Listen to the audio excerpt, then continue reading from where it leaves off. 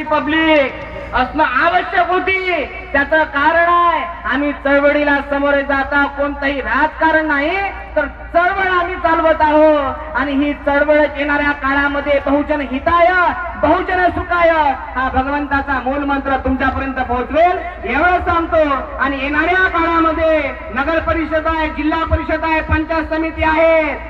लक्षात घ्या, साहेब जो व्यक्ती देतील, कोण साहेब जो व्यक्ती देतील, आपली बांडी घोडी हकलाची नाही, आपली बांडी घोडी हकलाची नाही. तुम्ही ऐकलं असेल, कोण एक असा होता म्हणतात की जो खापऱ्या महार, कोण खापऱ्या महार होण्याचा प्रयत्न करायचा नाही.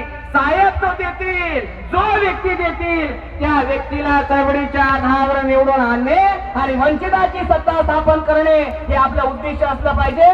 जय भीम, नमो बुद्धाय, जय फुले शाहू आंबेडकर.